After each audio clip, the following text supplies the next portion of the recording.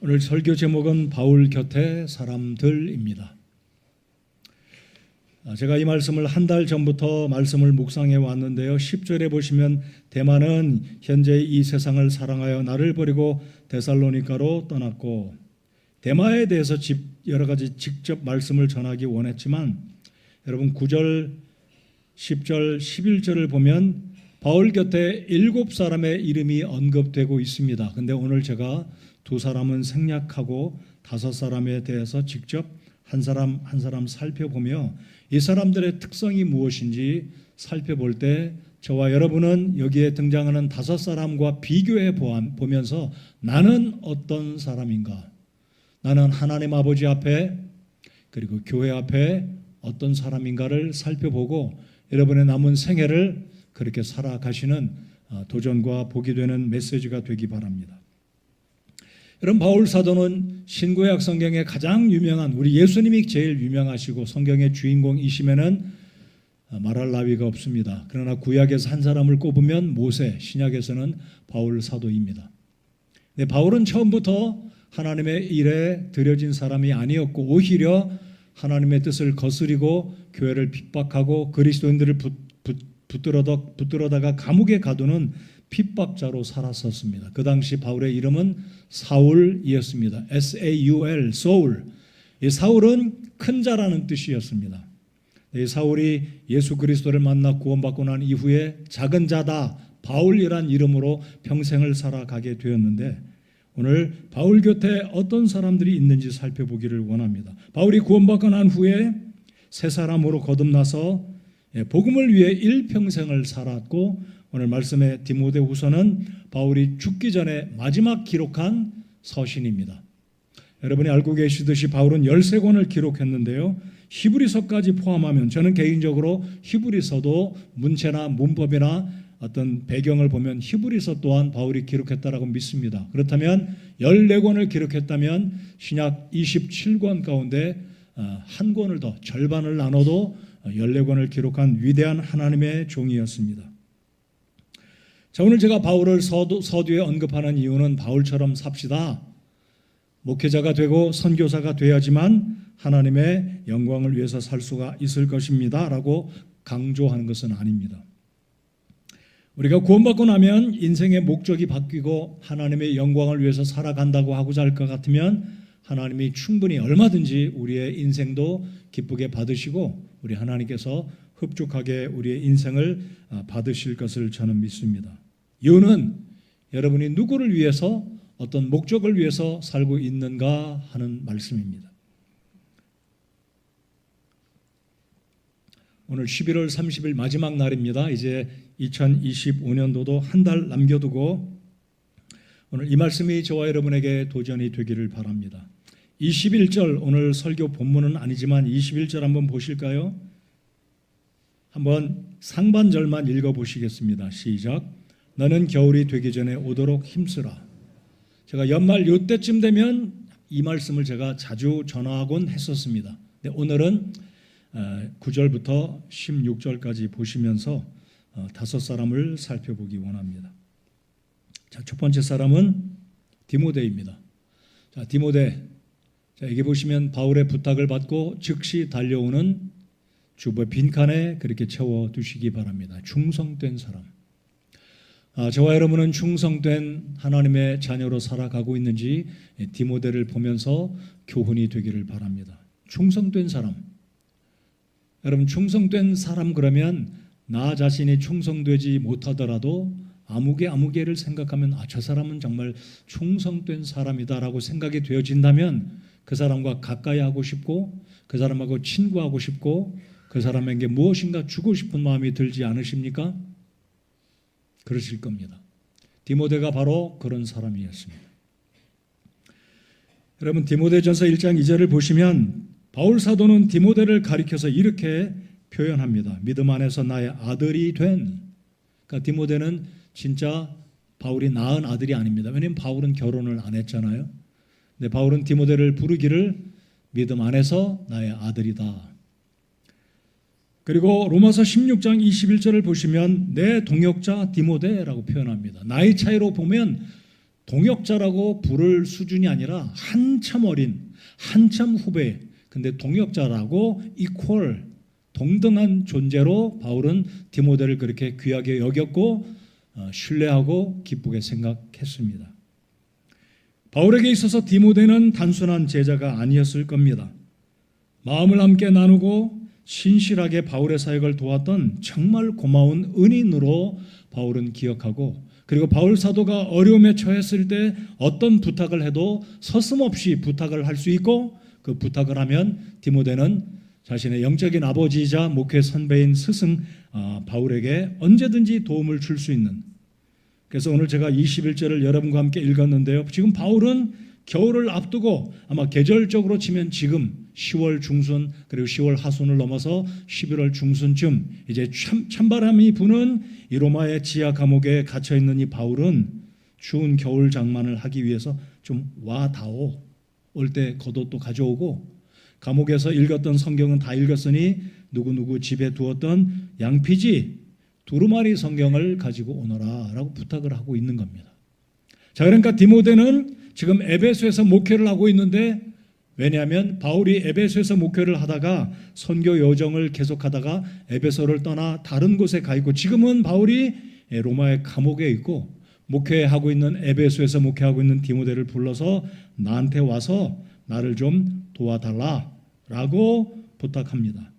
그래서 9절에 보시면 너는, 여기서 디모데라고 직접 언급은 없고 너라는 말은 사실 헬라어 원문으로 제가 보니까 너라는 단어, 너, you 이 단어는 사실 없어요. 그러나 문맥의 정황으로 볼 때 여기에 너는 디모데를 언급하고 있음을 학자들이 그렇게 인정하고 있고, 저 자신도 여기서 너는 디모데라고 알고 그렇게 믿고 있습니다. 아들 같은 사람이자 동역자로 생각했던, 그래서 말씀드렸듯이 바울이 감옥에 있으면서 얼마나 많이 필요했겠습니까? 춥고 굶주리고 가난함 가운데 있던 전도자 바울이 감옥에 있을 때, 그것도 이제 네로의 핍박 가운데 조금만 있으면 참수형을 당하는 시기를 앞두고 자신의 죽음의 시간이 시시각각 다가오고 있던 것을 알았던 바울은 아들 디모데에게 부탁을 하고 있는 겁니다. 그럴 때 디모데는 스승님, 저도 목회하다 보니 바쁩니다. 저 못 갑니다. 조금 말미를 주시겠습니까? 이런 대화는 없지만 디모데는 속히 달려가서 바울을 도왔던 충성된 사람이다라는 것을 우리가 전통적으로 학자들의 말에 그리고 성경의 이 모습들을 볼 때 디모데는 속히 달려간, 하나님의 사람의 필요를 인식했을 때 핑계대지 않고 즉시 달려간 아주 바울을 도왔던 충성된 하나님의 일꾼이자 바울 사도의 아들이었습니다. 오늘 첫 번째 인물로 살펴본 디모데를 생각하며 나는 누군가의 부름에, 나는 누군가의 필요를 지체하지 않고 핑계대지 않고 내 상황과 살펴보고 도움을 주든 아니면 연기하든 핑계대든 그런 사람인지, 아니면 누군가가 절대적으로 절박하게 도움이 필요할 때 즉시 달려가서 도움을 주는 충성된 하나님의 사람인가, 우리 자신들을 생각해 보기 바랍니다. 올 한 해 이제 한 달 남았습니다. 우리 주님 앞에 충성된 그리스도인으로 살아가는 저와 우리 성서 침례교회 모든 성도님들 되시기를 바랍니다. 두 번째 인물은 데마입니다. 제가 사실 데마에 집중을 하려고 했었는데 오늘 다섯 명을 살펴봅니다. 두 번째 인물 데마를 한번 보십시다. 자, 데마 그 아래 한 문장이 있죠. 같이 읽어보실까요? 시작. 세상을 사랑하여 바울을 버리고 떠난 사람. 버렸다라는 말만 있어도 우리의 마음이 짠할 텐데, 버리고 떠난 사람. 자, 이 데마는 누구일까요? 성경의 데마가 세상을 사랑하여 떠났으니, 믿음의 길을 떠났으니 구원받지 못한 사람일 것이다 라고 생각하는 사람도 없지 않아 있습니다. 사실 데마는 구원받은 사람이다 라고 저는 믿어요. 왜냐하면 두 가지 근거를 보면, 바울 사도는 빌레몬서 24절에 데마를 가리켜서 나의 동료 일꾼이다 라고 말하기 때문입니다. 그럼 바울 사도가 자신의 동료 일꾼이라고 말한다면 설마 그 사람이 구원받지도 못한 사람일까요?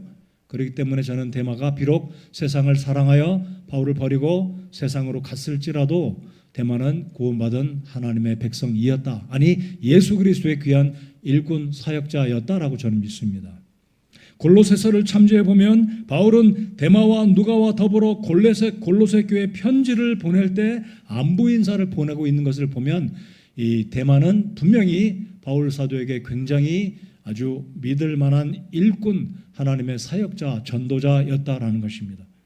그런데 이 데마가 분명한 사실은 한때는 바울 사도의 굉장히 유익한 동료 사역자였지만 세상을 사랑하여 바울을 버리고 떠나버린, 세상으로 가버린 사람이 됐다라는 겁니다.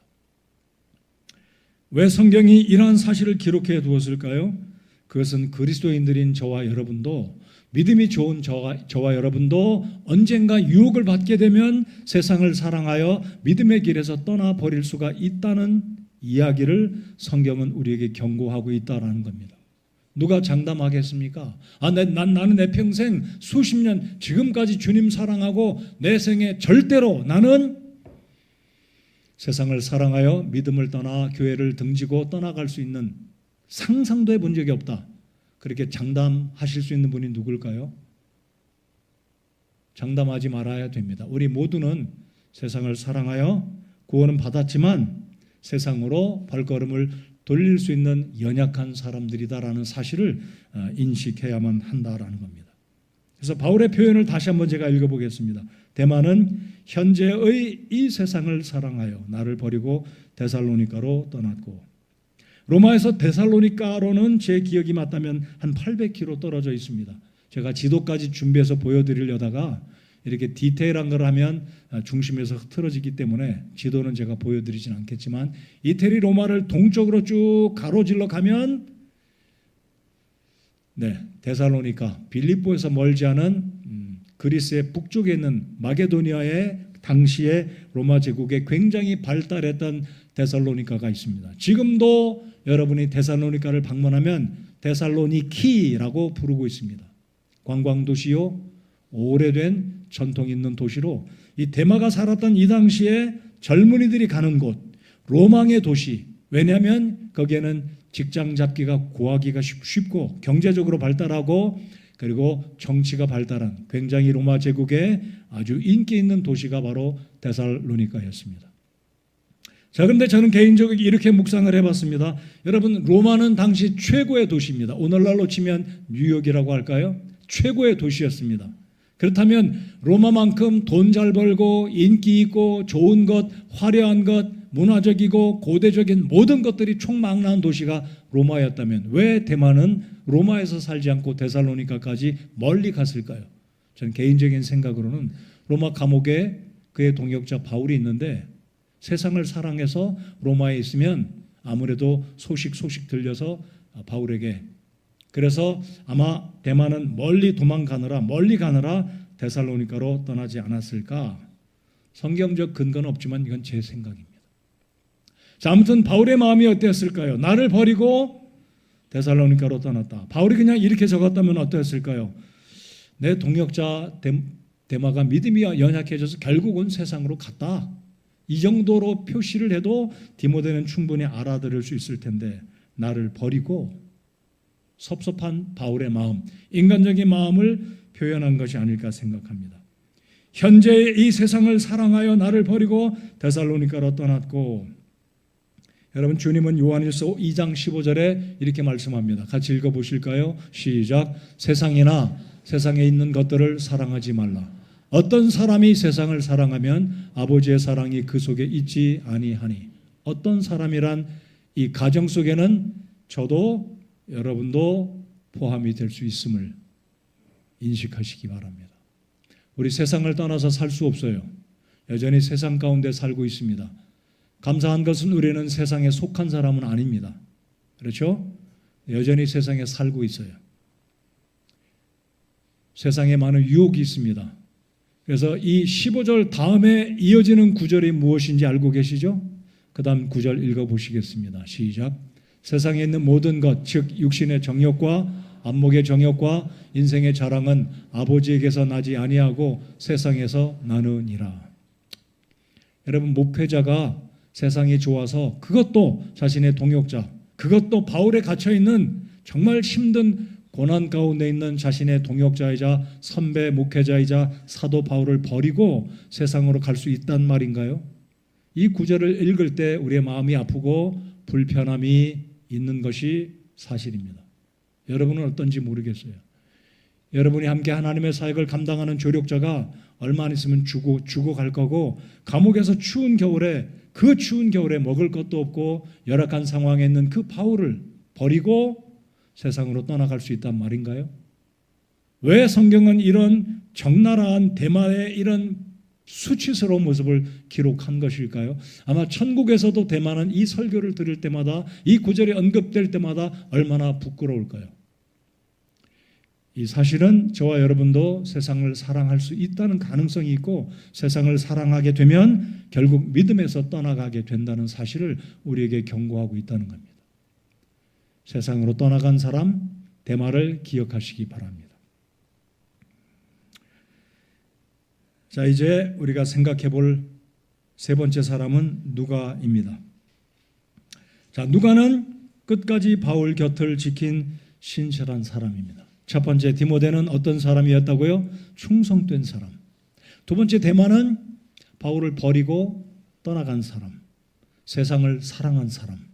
자, 세 번째 누가는 끝까지 바울 곁에서 바울을 도와주었던 신실한 사람입니다. 여러분, 누가는 유대인일까요?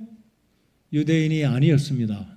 누가는 이방인으로 그리스 사람, 헬라 사람이었습니다. 그는 피지션으로 의사입니다. 메디컬 닥터, 소위 말하는 MD였습니다. 메디컬 닥터. 자, 이 누가가 언제 구원받고 바울과 사역을 동역했냐면 사도행전을 보시면 2차 선교 때 누가는 구원받고 그때부터 바울이 죽기까지, 오늘 현재 이 디모데후서 4장을 기록하는 이 시점까지 계속해서 적어도 15년을 바울 곁에 있던 사람입니다. 자, 여러분이 누가라면, 여러분이 의사라면 얼마나 좋습니까? 돈 잘 벌어요. 명망이 있습니다. 돈 버는 건 문제가 없어요.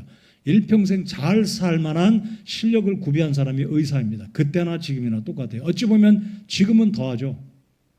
어제 제가 장례식장 갔다 올 때 제 뒤에서 집사님들이 이런저런 이야기 하시는데, 롤스로이스는 누가 탄다더라, 강남의 정형외과 의사들이 롤스로이스 탄다더라 라는 이야기를 듣고 제가 그냥 웃었습니다. 의사하면 오늘도 돈 잘 버는 사람입니다. 그렇다면 주 1세기경에 누가는 어떠했을까요? 동일합니다. 누가가 바울 곁에 있지 않고 자신의 호의 호식을 위해서 살았다면 누가는 굉장히 잘 살 사람이었어요. 그러나 누가가 구원받고 난 이후에 다 버리고 나는 이 사람을 위해서 복음을 전하는 하나님의 사람 바울 곁에서 끝까지 동역하고 도와야 되겠다. 기억하십시오. 15년 이상을 끝까지 함께 했습니다. 그 사람이 바로 누가입니다. 여러분께 물어보겠습니다. 누가와 같은 사람이 되겠습니까? 옆에 사람을 한번 그렇게 해볼까요? 누가와 같은 사람이 되겠습니까? 답은요, 여러분 마음속에 제가 그리하겠습니다 라는 결심을 하셔야 되지 않겠습니까? 네. 누가와 같은 사람이 되겠습니까? 여러분, 바울의 사역을 끝까지 도왔어요. 자, 보십시오. 동역자였던 데마도 갔습니다. 10절에 보시면 떠났고 갔으며, 저는 이 구절이 바울의 이 인간적인 마음을 잘 표현했다라고 저는 살펴보았습니다. 자, 보십시오. 데마는 이 세상을 사랑하여 나를 버리고 데살로니가로 떠났고, 그레스게는 갈라디아로, 디도는 달마디아로 갔으며, 세 사람이 갑자기 떠나버린 거예요. 이게 그레스겐과 디도는 제가 생략합니다. 이 두 사람은 사역 때문에 사역지로 떠나간 거예요. 부득이하게. 근데 대마는 세상을 사랑해서 그것도 바울을 버리고, 근데 누가는 그래도 우리 하나님께 감사 드릴 수 있는 것은 오직 누가만 나와 함께 있느니라. 누가만 남아 있었습니다. 몇 년이요? 15년. 사도행전 15장 16장부터 시작되었던 2차 선교를 준비하면서 누가는 15년 이상을 바울 사도를 떠나지 않고 의사로 매일같이 제가 병원이라 그럴 뻔했네요. 매일같이 감옥에 와서 바울을, 그때는 청진기가 없었겠지만 바울의 안색을 보고 바울에게 묻고, 간밤에 잘 주무셨습니까? 어디 오늘은 아프신 데가 없으신가요? 바울이 안질이 있었고 지금 65세 이상, 그 당시 65세면 오늘날 몇 세와 같을까요? 이제 노년기에 있는 이 감옥에 있는 하나님의 사람을 날마다 진단하고 도우는 이 의사 누가를 생각해 본다면 얼마나 귀한 사람인지 우리 하나님 앞에 감사한 마음이 듭니다. 자, 의사 누가를 다시 한번 생각해 봅시다. 나는 끝까지 하나님의 일꾼 곁을 지키면서 그들에게 도움이 되고자 하는 하나님의 일의 동역자인가? 여러분, 하나님의 동역자는 목사가 동역자 당연하지만 성도들도 얼마든지 하나님의 사람들의 동역자라고 저는 믿습니다. 데마가 그랬고 여기에 디도, 그레스겐, 그리고 마가, 누가, 이런 사람들이 모두 바울 사도의 곁에 있었던 하나님의 사역자의 동역자들이었기 때문입니다. 제가 농담이 아닙니다. 누가가 되겠는가? 하나님의 사역은 정말 쉽지 않은 사역입니다. 큰 교회를 목회하든 작은 교회를 목회하든 반지하에 참 어려운 상황에서 목회를 하든 목회는 다 힘든 사역들이다라고 생각됩니다. 그래서 우리 하나님의 백성들이, 성도들이 하나님의 사역자 곁에서 끝까지 십시일반 돕는다면 하나님의 사역자들이 힘을 내서, 그리고 하나님의 나라는 계속해서 성장하고 복음이 왕성하게 증거될 것을 믿습니다. 오늘 이 아침에 디모데와 같은 충성된 사람이 되시기 바랍니다. 그리고 여기 누가와 같이 끝까지 하나님의 사람들의 곁에 서서 신실하게 주의 사역을 돕는 우리 주의 백성들, 하나님의 백성들이 되기를 바랍니다. 자, 이제 그 다음 사람 마가를 한번 생각해 보실까요? 11절, 오직 누가만 나와 함께 있느니라. 마가를 주에 데리고 오라. 그가 사역을 위해 내게 유익하니라. 자, 이제 네 번째 사람 마가입니다.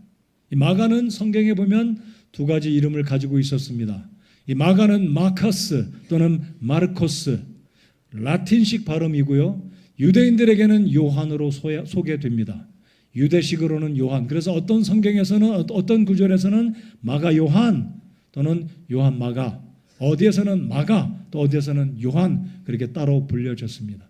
그래서 이 마가는 로마식, 라틴식으로 불려질 때는 마가, 유대인들 사이에 불려질 때는 요한, 이요안 그렇게 불려졌습니다. 자, 그런데 이 마가 요한은 사도행전 12장을 보시면 어떤 사건이 있었냐면요, 예루살렘 지역에 기근이 들었을 때 예루살렘 교회가 기근으로 인해서 어려움에 처하자 예루살렘 교회에서 힘을 얻어서 개척도에서 세워졌던 시리아에 있는 안디옥 교회가 헌금을 보냅니다. 교회 대표자였던 바나바와 바울이 헌금을 가지고 내려가서 예루살렘에 헌금을 전하고 돌아올 때 마가 요한이 바울과 바나바와 같이 갔다 돌아옵니다. 그러니까 그때부터 이 마가, 젊은 청년이었던 이 마가, 바나바의 조카였던, 생질이었던 이 마가는 하나님의 사역에 이미 동역하고 있었습니다. 그리고 사도행전 13장을 보시면 세계 최초로 안디옥 교회가 선교사를 파송하는 사건이 있지 않습니까? 성령 하나님의 감동에 따라 이 안디옥 교회가 성령께서 지시하는 바나바와 바울을 따로 세우고 그들에게 안수하고 선교 사역을 시작할 때 바나바와 바울이 사이프러스 내려갑니다. 구브로 섬에 내려가서 1차 선교를 시작하잖아요. 바로 구브로는 바나바의 고향이었고 바나바의 조카였던 이 마가도 바로 키프러스, 사이프러스가 고향이었습니다. 근데 사도행전을 잘 읽어보시면 이 바나바와 바울이 이 구브로에서 사역을 마치고 대륙으로 건너 올라갑니다. 지중해를 건너서 오늘날의 튀르키예, 터키로 올라가서 이제 복음을 전하게 되는데 어찌된 일인지 이 마가가 배를 타고 집으로 가버립니다. 배를 타고 어디로 갔다고요? 예루살렘으로 갑니다. 여러분 사복음서를 읽어보실 때 마가의 다락방, 바로 그 마가가 바로 그 마가예요. 그러니까 이 마가의 집은 마가가 어렸을 때부터 굉장히 큰 저택에서 살 만큼 굉장한 부자였습니다. 그러니까 이 젊은 청년 마가는 어려서부터 고생을 모르고 자랐던 부잣집의 아들로 소위 말하는 금수저일 거예요. 잘 살았습니다. 근데 삼촌 바나바를 따라 다니다가 복음을 전하다 보니까 얼마나 힘들어요. 그 당시 호텔이 있었겠습니까? 4성급, 5성급 호텔이 어디 있어요? 그냥 자는 거예요, 아무 데서나. 누군가 먹을 거 주면 먹고 배굶기를 모처럼 하는. 그러다 보니까 이제 사이프러스 사역을 마치고 튀르키예로 올라가는데 들려오는 소리가 튀르키예 가면 산맥을 넘고 작은 도시로 산속에 있는 마을로 가다 보면 강도들이 있다는 말을 들어요.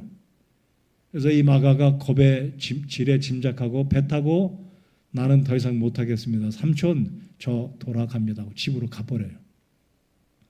자, 그런데 11절에 잘 보십시오. 마가를 취해 데리고 오라. 그가 사역을 위해 내게 유익하니라. 자, 20년이 지났습니다. 마가가 예루살렘으로 돌아가서 20년이 지난 지금에 바울은 마가를 어떻게 생각하냐면 마가는 더 이상 선교 탈락자가 아니라 고생이 두려워서 집으로 돌아간 연약한 믿음의 사람이 아니라 이제는 이 마가가 내게도 유익한 하나님의 일꾼이 됐다는 것을 인정합니다. 자, 그러니까 이 마가는 이제 실수했었지만 회개하고 돌이켜서 바울에게 유익한 자로 변화된 사람이다라는 거예요. 자, 디모데는 충성된 사람이요, 데마는 바울을 버린 사람이요, 누가는 끝까지 바울의 곁을 지킨 신실한 사람이라면 마가는 변화된 바울의 일꾼이 됐다라는 거예요. 여러분, 누가 장담하겠습니까? 나는 데마처럼 세상을 사랑할 일 절대 없다. 그런 성도 있나요? 저 자신도 장담 못합니다. 제가 이제 안수받은 지 올해가 이제 25년, 내년이 26년이니까 내년이 되면 안수받은 지 이제 몇 년인가요? 96년에 받았으니까 30년 됐나요?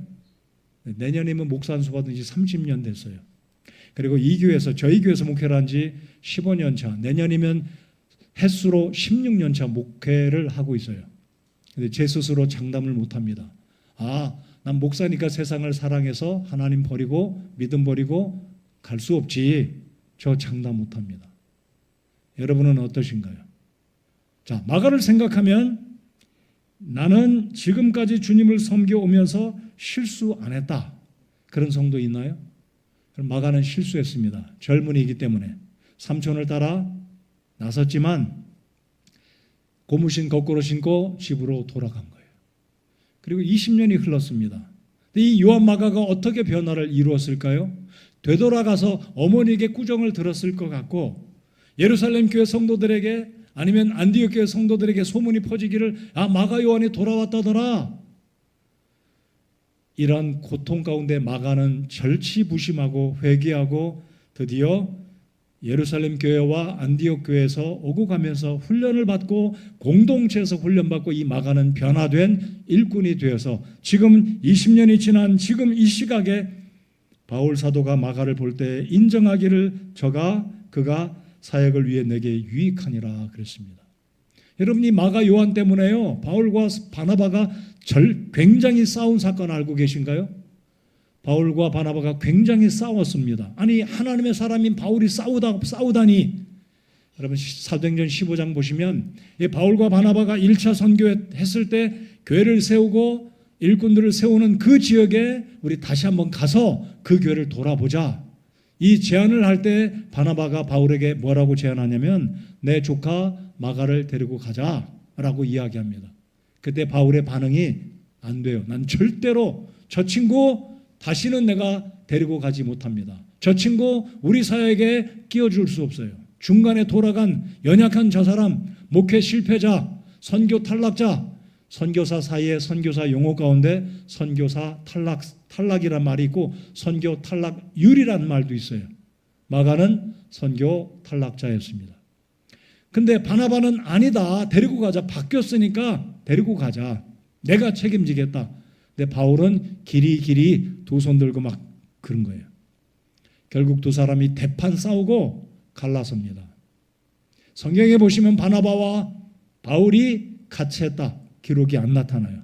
사도행전 16장부로 끝이에요. 바나바는 마가 요한을 데리고 갔겠죠. 근데 바울은 바나바 대신에 누구를 데리고 가냐면 신라를 데리고 선교를 2차 선교를 시작한 게 사도행전 12장에 나타나 있습니다.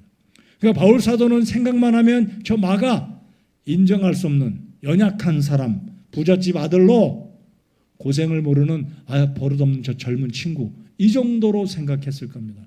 근데 지금 감옥에 있는 이 바울이 20년이 지난 이후에 그가 사역을 위해 내게 유익하니라. 디모데야 마가를 데리고 오거라. 왜냐하면 디모데는 잠시 방문하고 다시 에베소로 돌아가서 목회를 해야 되기 때문에 지금 바울 곁에는 누가만 있기 때문에 사실 사역자, 의사가 아니라 사역자가 필요했기 때문에 마가를 데려오라고 바울 사도가 디모데에게 요청하고 있습니다. 여러분, 우리 모두는 실수하는 사람입니다. 실수했었고 지금도 실수합니다. 저도 여전히 실수합니다. 바라기를 나이가 들면 좀 실수가 적어지기를 바랄 뿐입니다. 여러분은 어떠신가요? 하나님 섬기면서 실수합니다. 그러나 바울이 마가 요한을 인정하듯이 마가에게는 어떤 일이 있었을까요? 베드로전서 5장 13절을 참조하면 이 20년 세월 동안에 마가는 예루살렘 교회에 돌아가서 훈련을 받는데 이 마가가 바로 베드로에 의해서 훈련을 받고 같이 한번 읽어보겠습니다. 시작.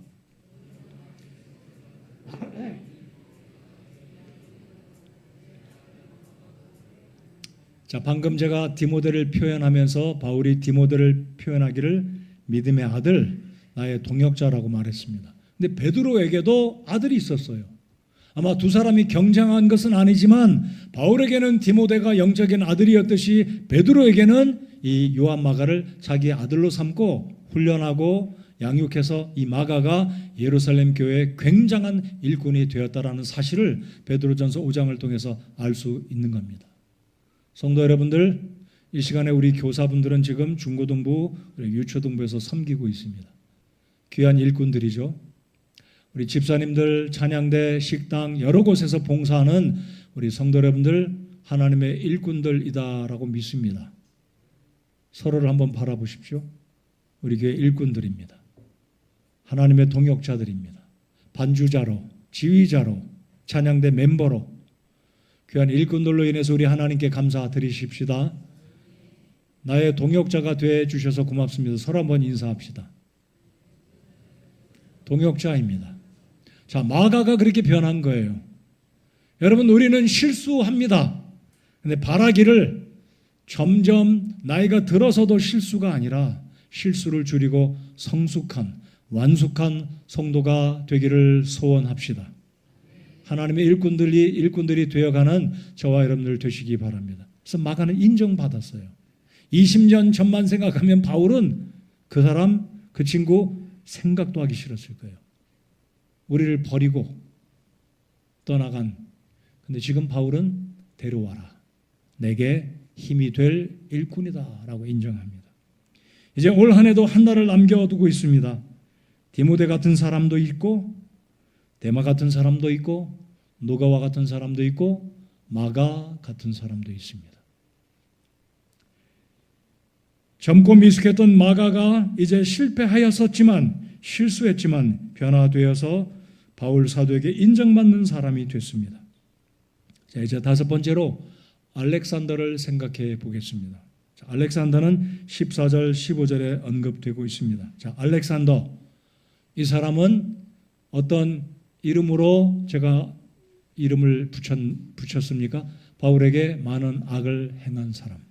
한두 가지가 아니에요. 많은 악이라고. 여러분, 저는 바울이 과장해서 기록하지 않았다고 봅니다. 정확하게 있는 그대로 마가에 대해서도 누가에 대해서도 디모데에 대해서도 정확하게 그렇게 표현했다라고 봅니다. 그런데 오늘 말씀 보시면 바울이 얼마나 마음고생을 했으면 14절 보십시오. 구리 세공업자 알렉산더가 내게 많은 악을 행하였으니 주께서 그의 행위대로 그에게 갚으시기를 원하노라. 바울의 심정 제가 이해할 것 같아요. 저도 목회자잖아요. 저도 선교사였습니다. 제 생애 가운데 15년을 선교사로 살았습니다. 중국에서 12년, 총각 때 2년 반 이상. 저도 선교사였기 때문에 바울의 심정, 많은 악을 행했다.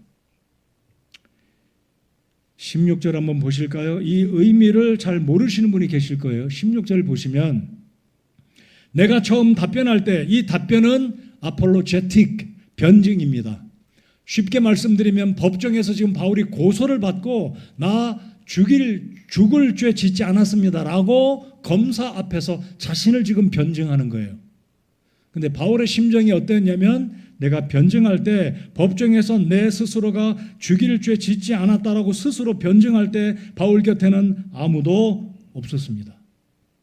바울이 돈을 주고 변호사를 고용했는지는 잘 모르겠습니다만은요, 본문에 의거하면 바울이 복음을 증거했다는 죄로 유대인들의 공격을 받고 예수께서 부활하셨다는 이 증거를 했을 때 유대인들은 바울을 저자는 살려둘 자가 아니다라고 이를 갈고 금식하고 바울을 죽이기 전에는 밥을 먹지 않겠다라고 아주 착심을 한 사람들이 얼마였습니까? 자, 그러니까 바울은 복음을 증거할 때 굉장히 어려웠는데 그 중에 한 사람이 알렉산더입니다. 자, 이 알렉산더를 바울이 소개하기를 그는 구리 세공업자 카퍼 스미스였습니다. 실버 스미스, 은장색, 성경에 보면 금장색, 골드 스미스. 근데 이게 바울이 말한 이 알렉산더는 청동으로 구리를 녹여서 우상을 만드는 사람이었습니다. 동전을 주조하기도 했습니다. 이 알렉산더는 에베소에서 살고 있습니다. 그러니까 바울이 이 에베소 지역에 목회할 때 복음을 전할 때 바울이 어떤 복음을 전합니까? 에베소에 있는 사람들이 상당히 많이 우상을 숭배하기 때문에 우상 숭배를 저지르는 이들의 죄를 복음을 증거하면서 그냥 구렁이 담는 듯이 누이 좋고 매부 좋고 그냥 슬슬 넘어간 게 아니라 에베소 지역에 있는 사람들이 우상을 숭배하는 잘못을 지적하고 그리고 우상을 만드는 사람들의 죄를 지적할 때 이 알렉산더가 눈에 가시와 같이 여긴 게 바로 바울이에요. 왜냐하면 이 알렉산더는 구리 세공업을 하면서 많은 돈을 버는데 그냥 바울이 나타났고 바울의 동역자들이 우상 숭배하는 사람들, 우상 제조하는 사람들을 공격하니까 이 알렉산더가 앙심을 품고 악을 행하는데 여러 가지 악을 행합니다. 고소도 하고 위험에 빠뜨리기도 하고 바울은 생업이 천막을 만드는 자였습니다. 저처럼 교회에서 사례를 받고 사는 사람이 아니고 바울은 스스로 일해서 스스로 먹을 것을 공급하고 시간 나면 복음을 전하는 텐트 메이킹하는 사람이었습니다. 자, 그런데 이 알렉산더는 사람을 동원해서 성경에 기록은 없지만 바울의 업을 공격했을 겁니다. 바울이 마음고생을 굉장히 많이 한 거예요.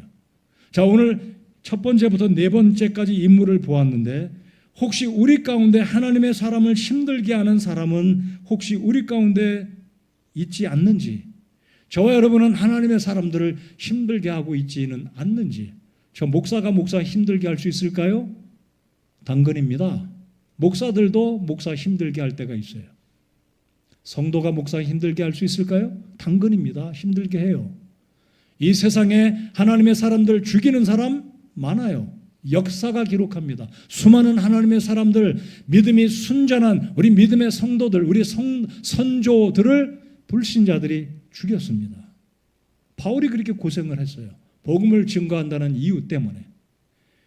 그래서 바울은 이 알렉산더가 자신에게 많은 악을 행한 것을 기억하며 15절 보십시오. 너도 그를 조심하라. 여전히 알렉산더는 에베소에서 목회하고 있는 바울의 믿음의 아들 디모데에게 지금 조심을 시키고 있어요. 너도 조심해라. 그 사람 아주 몹쓸 사람이다. 아주 질이 안 좋은 사람이다. 너도 조심하라 이거예요. 그가 얼마나 많은 악을 행했는지 자세하게 기록은 안 됐지만 독특한 것은요, 바울은 그를 대적하지 않았습니다. 맞서서 싸우지 않았어요. 하나님께 맡겼습니다. 저도 그런 심정입니다. 솔직한 심정이에요. 저도 힘들게 하는 사람들이 있어요. 제가 맞서서 싸우지는 않아요. 그러나 하나님께 기도합니다. 바울과 같은 심정으로. 하나님, 제 심정 아시죠? 주께서 해 주십시오. 바울이 뭐라고 합니까? 주님께서 그에게 갚으시기를 기도했어요. 아니, 성도들 이렇게 생각하시는 분 계실지 모르겠어요. 아니, 바울 사도 그러면 째째하지. 마음이 좁지. 하나님의 사람이 용서해야지. 아닙니다. 바울은 자신이 갚진 않고 하나님이 갚아주시기를 기도했어요. 제가 그런 기도 하지 않기를 정말 바랍니다. 제 심정이에요. 저도 사람이니까. 하나님의 사람들 잘못할 때 있어요. 부정하게 돈을 사용하고 이성관계에서 부도덕한 일을 저지르는 사람들 있어요. 저를 위해서 기도해 주시고, 제가 최근에 그런 또 이상한 걸 받고, 제가 하나님 앞에 바르게 목회하는 여러분의 목사가 되도록 기도해 주시기 바랍니다. 저 기도합니다. 제가 하나님 앞에 당연하게 바르게 했는데도 저를 의도를 가지고 공격하면 저 맞서서 싸우지 않아요. 그러나 하나님께 저는 맡기고 기도합니다. 하나님께서 갚아 주실 것 저 믿어요. 그런 기도가 제가 기도를 드리기 원치 않아요. 바울의 심정이 그랬습니다. 다시 한번 우리 스스로를 돌아봅시다. 나는 바울 같은 마음으로, 또 디모데같이 충성된 마음으로 데마처럼 세상을 사랑해서 그 고생하고 있는 바울을 보면서 자신의 동역자이자 선배 목회자 바울을 버리고 세상으로 간 사람은 아닌지, 누가처럼 끝까지 신실하게 하나님의 사역을 돕고 있는 굉장한 하나님의 사역에 신실하게 섬기고 있는 누가와 같은 사람은 아닌지, 비록 실수는 했지만 하나님 앞에 자신을 돌아보고 회개하고 변화되어서 하나님의 사역에 삶을 들여서 하나님이 인정하시는, 바울 사도가 인정하는 마가처럼 변화되어 하나님을 기쁘게 하는 사람이 되어야 될 것입니다. 자, 알렉산더처럼 하나님의 사람들을 힘들게 하고 마음 상하게 하는 자리에 서 있지는 않고 있습니까? 세상에 그런 사람들 많아요. 심지어 교회 안에도 있습니다. 자세하게 제가 이야기하고 싶지 않습니다. 교회에도 있어요. 오늘 이 한 해가 지나가면서 한 달을 남겨두고 오늘 말씀의 결론을 내리고자 합니다. 디모데처럼 하나님의 부르심에 순종하고 있습니까? 데마처럼 세상을 사랑해서 하나님의 사람들이 고생하고 있는 것을 친히 보고 알면서도 그를 모른 채하고 버리고 세상으로 가고 있지는 않습니까? 아니면 누가처럼 끝까지 그의 곁을 의리 있게 지키고 돕는 성도로 있고 그런 자리에 있고 있는지, 마가처럼 실수했지만 실패했지만 자포자기하고 사람들 앞에 교회 앞에 숨어서 자신을 자책하고 그렇게 그냥 있는지, 아니면 회개하고 사도들로부터 가르침받고 성도들을 섬기고 변화되어서 하나님의 일에 유익한 마가처럼 실수 이후에 변화를 추구하고 대가를 지불하고 있는지, 마지막 다섯 번째 사람 알렉산더처럼 여전히 악을 행하여 하나님의 사람들을 힘들게 하고 상처를 주고 있지는 않는지요. 어제 청주의 장례식장을 갔다가 날씨가 참 좋았습니다. 장례 예배를 마치고 나오면서 마음속에 문득 그런 생각이 들었어요. 물론 한두 번 그런 생각이 든 게 아니에요. 어제도 그런 생각이 들은 게 무엇이냐면, 언젠가는 내가 죽어서 장례를 지낼 때 누군가 또 와서 조문을 하겠지. 내 남은 인생 어떻게 살아야 하겠는가? 제 스스로 제게 질문을 던졌습니다. 디모데, 누가, 데마, 마가 요한, 아니면 알렉산더, 이 다섯 사람 가운데 우리가 누구를 본받고 어떤 사람이 돼서 하나님의 나라를 함께 세워야 할지 여러분이 스스로 점검하고 변화를 이루고 회개하십시오. 아멘 좀 하실까요? 네. 자, 우리 한 구절 말씀 읽어볼 때요, 제가 1부 때는 시간이 없어서 1부 때는 늘 제가 촉박해서 제가 서둘러서 말씀을 여유 있게 못 전하는데, 오늘 본문의 말씀을 범위를 벗어나서 17절, 18절 보시겠습니다. 바울의 심장으로 이 구절을 읽어보면 더 복된 말씀이 되리라고 제가 믿어요. 자, 17, 18절 읽겠습니다. 시작.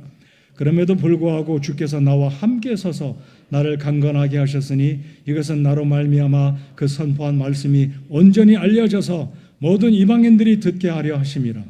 내가 사자의 입에서 구출되었느니라.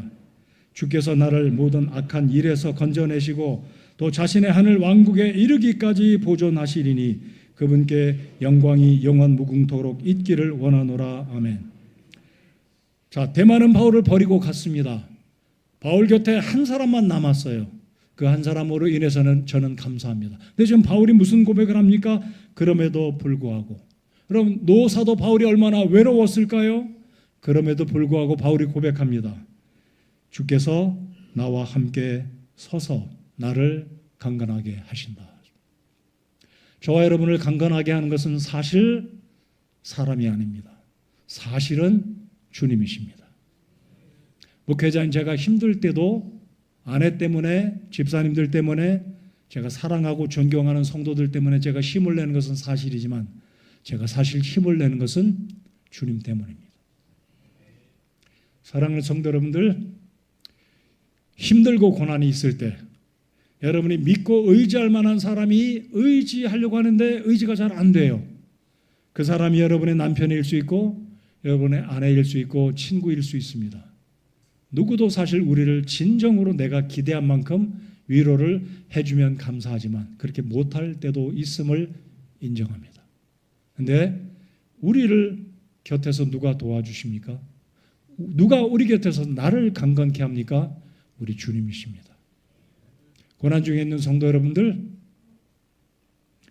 우리 주님은 그럼에도 불구하고 알렉산더가 바울을 힘들게 하고 그렇게 믿었던 동역자들이 떠나고 사역 때문에 떠나고 바울은 외롭게 다가오는 겨울 앞에 외롭고 힘들었지만 그럼에도 불구하고 주께서 나와 함께 서서 나를 강건하게 하셨으니 18절 주께서 나를 모든 악한 일에서 건져내시고 또 자신의 하늘 왕국에 이르기까지 보존하시리니. 바울은 이 글을 기록하고 얼마 후에 목배임을 당하고 참수형을 당하고 하늘나라 올라갔습니다. 우리의 곁에서 우리를 떠나지 아니하시고 우리를 도와주시고 우리를 강건케 하는 주님으로 인해서 기뻐하시고 힘내시는 성도 여러분들 되시기 바랍니다. 제가 드리는 말씀 오해 없이 들으시기 바랍니다. 알으셨죠? 제가 드리는 말씀, 저희 성도들 가운데는, 우리 집사님들 가운데는 사역자를 가족으로 둔 집사님들이 계세요. 이 교회 잘 섬기시기 바랍니다. 저를 잘 도와달라는 얘기가 아니에요. 하나님의 사람들을 잘 도와주시면, 여러분들의 가족들이 목회자이면 심은 그대로 주께서 거두게 하실 줄 저는 믿어요. 우리 집사님들 가족 가운데는 아들이 목회자입니다. 동생이 목회자입니다. 잘 하시기 바랍니다. 저를 위해서가 아니라 하나님의 영광을 위해서, 하나님의 사역을 위해서.